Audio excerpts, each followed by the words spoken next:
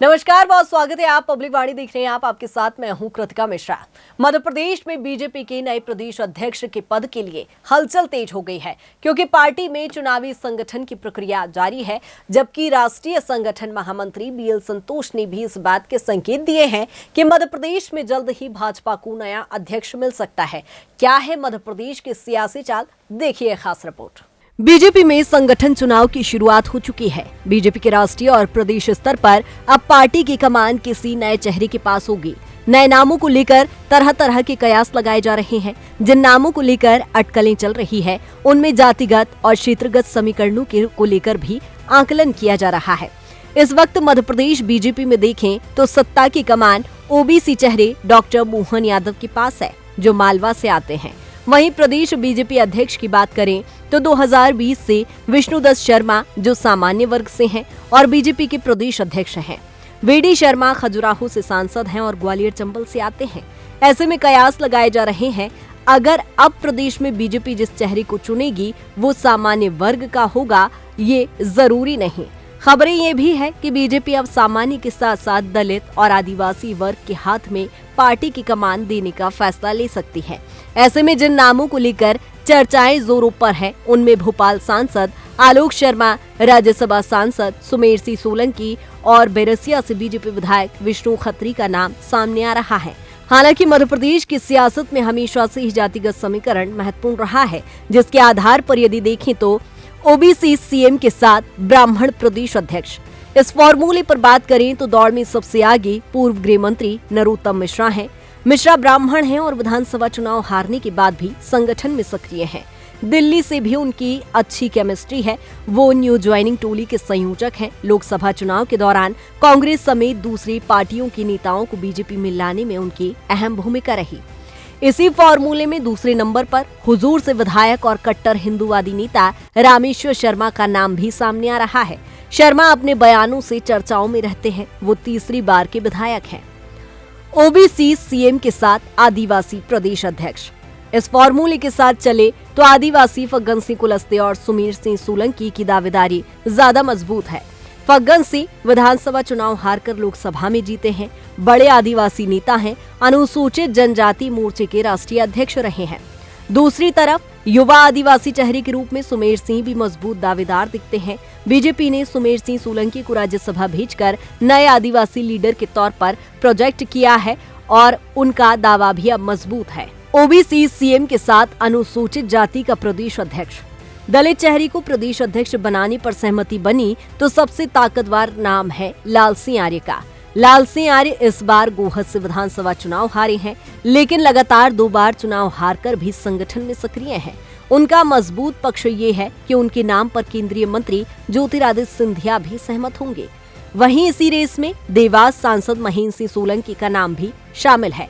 महेंद्र सोलंकी राजनीति में आने से पहले जज थे। 2019 में उन्होंने सरकारी नौकरी से इस्तीफा दिया और लोकसभा का चुनाव लड़ा। 2024 में वो दूसरी बार सांसद चुने गए।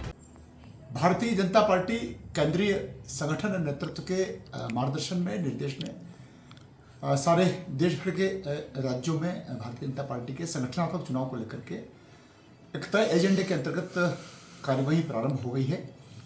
मध्य प्रदेश में भी भारतीय जनता पार्टी के संगठन के चुनाव को लेकर के संगठनात्मक दृष्टिकोण से बने 60 जिलों में जिला निर्वाचन चुनाव अधिकारी भारतीय जनता पार्टी ने बनाए हैं। उसके साथ 2 सहायकों की भी नियुक्तियां की है। चुनाव कैसे होंगे, किस प्रकार से संपादित होंगे, किस प्रकार से बूथ पर सदस्यों का पंजीयन होगा, पंजीकृत सूची बनेगी, उन सबको लेकर के कार्यशालाएं जारी है। जिले की कार्यशालाएं लगभग पूरी हो चुकी है। मंडल की कार्यशालाएं 7, 8 और 9 नवंबर को तय की गई है। उसके बाद शक्ति केंद्रों पर कार्यशालाओं का आयोजन किया जाएगा। और बताया जा रहा है कि जनवरी में मध्य प्रदेश में बीजेपी को नया प्रदेश अध्यक्ष मिल जाएगा, क्योंकि ग्वालियर आए राष्ट्रीय संगठन महामंत्री बीएल संतोष ने अपने एक बयान में कहा, मैं जब अगली बार ग्वालियर आऊंगा तो संगठन महामंत्री हितानंद शर्मा तो साथ में होंगे, लेकिन प्रदेश अध्यक्ष के बारे में कह नहीं सकता। जिससे माना जा रहा है कि प्रदेश में नए अध्यक्ष के लिए कवायद तेज हो गई है, क्योंकि मंडल अध्यक्ष के चुनाव 15 नवंबर तक और जिला अध्यक्ष के चुनाव 15 जनवरी तक पूरे हो जाएंगे। उसके बाद प्रदेश अध्यक्ष की शुरुआत होगी और खास बात ये भी है कि फरवरी तक बीजेपी को नया राष्ट्रीय अध्यक्ष भी मिल सकता है, क्योंकि जेपी नड्डा भी 2 कार्यकाल पूरे कर चुके हैं। दादा, बीजेपी में इस समय घमासान मचा हुआ प्रदेश अध्यक्ष को लेकर क्या कहेंगे अब आप? क्योंकि उधर नरोत्तम जी भी आ रहे हैं, भदौरिया का भी नाम आ रहा है, कई नाम आ रहे हैं। भारतीय जनता पार्टी ने अपने स्वार्थ के लिए तमाम ऐसे नेताओं को अपनी पार्टी में समावेश करा लिया है, और जब एक विभिन्न विचारधारा के लोग जब इस दल में होंगे तो आपस में खींचातानी जीतम पेजार तो होना है, वो भारतीय जनता पार्टी में हो रहा है। मुझे लगता है इस बार भी भाजपा चौंकाने वाला ही फैसला लेगी। लोग उम्मीद कर रहे हैं कि अगर जाति समीकरण के हिसाब से होता है, अगर ब्राह्मण चेहरे को लेकर होता है तो उसमें नरोत्तम मिश्रा हैं, राजेंद्र शुक्ला हैं, रामेश्वर शर्मा और आलोक शर्मा का नाम है, और अगर राजपूत चेहरे के रूप में लिया जाता है तो उसमें अरविंद भदौरिया का नाम है, और इसके अलावा अगर अनुसूचित जनजाति के लिया जाता है सुमेर सिंह सोलंकी हैं, शाहडोल से सांसद हिमाद्री सिंह हैं, एससी से लिया जाता है लाल सिंह आर्य का भी नाम चल रहा, वो पार्टी के वरिष्ठ नेता हैं। इन सब में अगर ब्राह्मण महिला के लेता है तो रीति पाठक का भी नाम है, और ओबीसी महिला में कविता पाटीदार, लेकिन ये सब नाम हैं जो चल रहे हैं। लेकिन आप देखिएगा भाजपा चौंकाने वाला नाम ही, जिस तरह से मुख्यमंत्री को लेकर के आस लगाए जा रहे थे तो मोहन यादव जी आ गए, ऐसे ही देखना है आप, प्रदेश अध्यक्ष के लिए चौंकाने वाला नाम आएगा।